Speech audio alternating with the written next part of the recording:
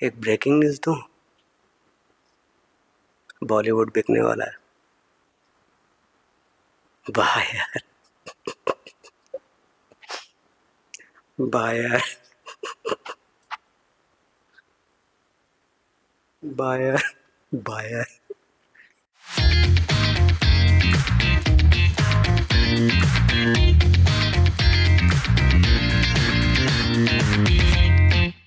मेरे साथ एक बहुत डेंजरस प्रॉब्लम है।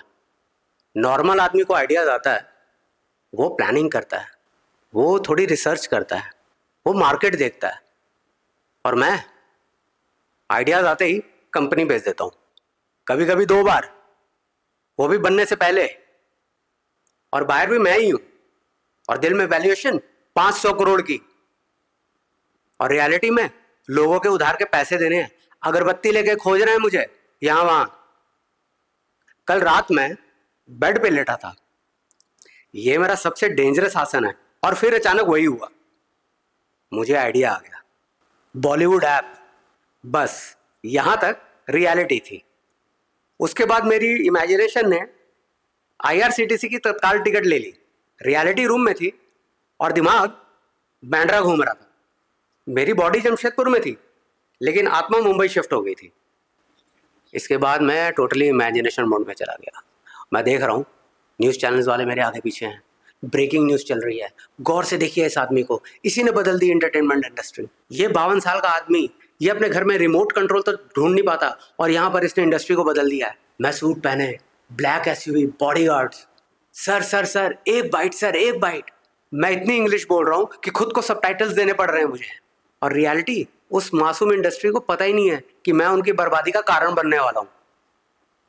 बॉलीवुड के एक्टर्स मीटिंग कर रहे थे मेरे साथ।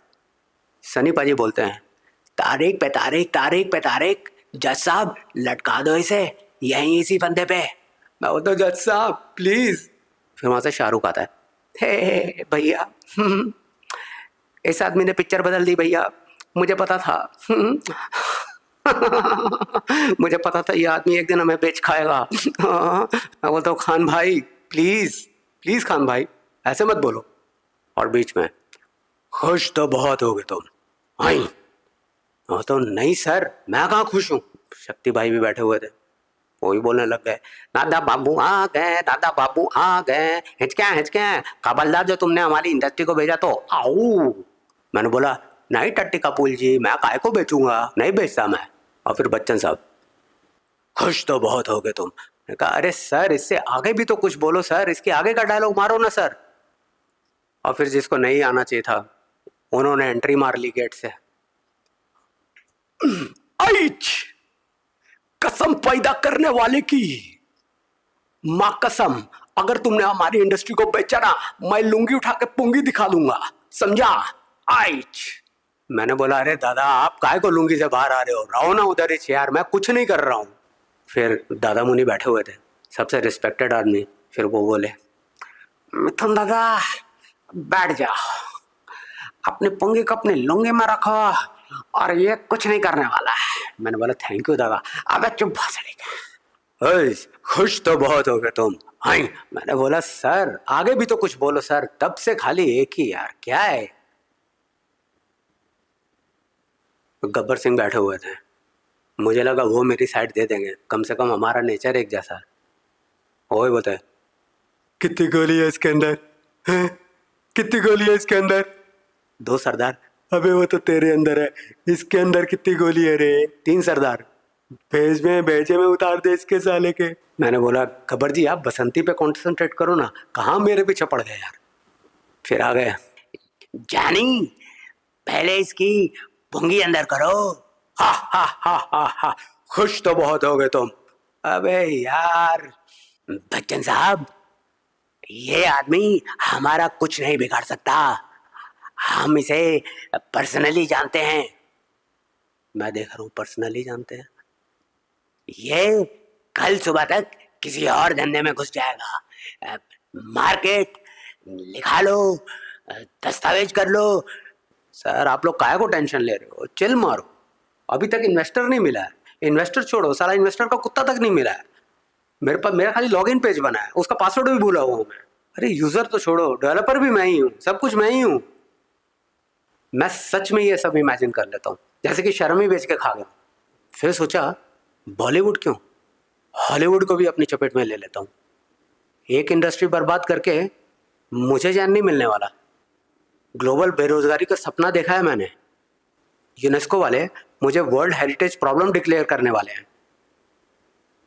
ये इज्जत कमाई है मैंने, आप लोग की है? अब ब्रैड पिट मेरा ऐप यूज करेगा, टॉम क्रूज भी, नेटफ्लिक्स वाले मेरी डॉक्यूमेंट्री बनाएंगे, एप्पल मुझे खरीद लेगा, गूगल पार्टनरशिप मांगेगा। और रियलिटी, मुझे ये सब इमेजिन करते हुए ना मेरे पापा दूर से देख रहे थे।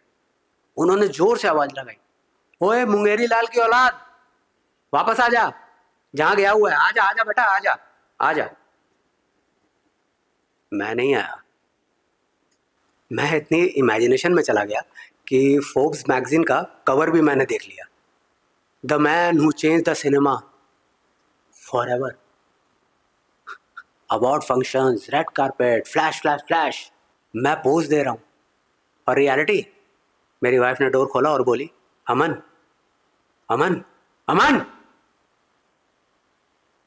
हाँ, क्या हुआ? डस्टबिन बाहर जाकर रखा, कम से कम एक चीज तो बाहर जाएगी। मैं रेड कारपेट से सीधे डस्टबिन।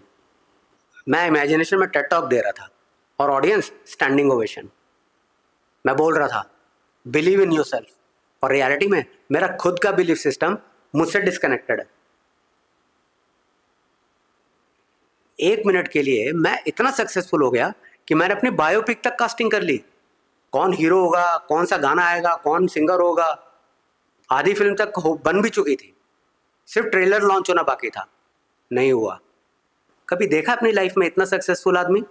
इतना छोटा सा दिमाग, इतने बड़े बड़े आइडियाज, और घमंड 5 पैसे का नहीं। कहाँ मिलते हैं आजकल मेरे जैसे डैश डैश डैश। और सबसे डेंजरस बात पता क्या है? मेरे साथ मेरी इमेजिनेशन ना खेल खेल रही होती है, और किसी की मौज लगी हो या नहीं, मगर मेरी इमेजिनेशन मेरे पूरे मजे लेती है। इस बंदे ने लाइफ में पहली बार रिटायरमेंट तक भी इमेजिन किया। एंट्री स्ट्रैटेजी अभी पेंडिंग में थी, कंपनी अभी खोली भी नहीं है, लेकिन मेरी एग्जिट स्ट्रैटेजी जो थी ना, वो मैंने पूरी कंप्लीट कर ली थी। लिक्विडेशन प्लान मेरा पूरा रेडी था। एम्प्लॉय कंपनी में एक भी नहीं, लेकिन HR policy full to ready था। मेरी इन सब दिमागी बसूड़ियों में बस एक ही रियलिटी थी कि बॉलीवुड को पता भी नहीं था कि अमन नाम का कोई चूतिया जमशेदपुर में लेटे लेटे पूरी एंटरटेनमेंट इंडस्ट्री को डिस्टर्ब करने वाला है। फाइनली मुझे मच्छर ने काट के उठाया। शायद उसको भी लगा होगा कि इस आदमी को रियलिटी चेक देना चाहिए, वरना ये किसी दिन अपने आप को ही खा जाएगा। सच बोलूं, आइडिया सोचना प्रॉब्लम नहीं है, सपने देखना भी प्रॉब्लम नहीं है। प्रॉब्लम तब होती है जब मेरा दिमाग अपनी आत्मा की भी नहीं सुनता। एग्जीक्यूशन से पहले सक्सेस सेलिब्रेट कर लेता है, वो भी अपनी फैमिली और दोस्तों के साथ। मैं कंपनी लॉन्च करने से पहले थैंक यू स्पीच लिख लेता हूँ। Friends, Romans and countryman, lend me your ears. Years? तुझे सुनना कौन चाहता है बे? थैंक यू स्पीच में मैं अपने दोस्तों और रिश्तेदारों को पता नहीं कितनी बार थैंक यू बोल चुका हूँ, और अभी तक मेरी जितनी भी कंपनीज है ना, वो अभी भी नोटबुक में पड़ी हैं, और सब के सब मुझे गुस्से में देख रही हैं। इन सब के बीच में एक चीज जो कॉमन है, वो है मेरा अगला दिन। सुबह उठता हूं और एक और नया सपना देख लेता हूं। बॉलीवुड वालों, बच कर आना बेंचो।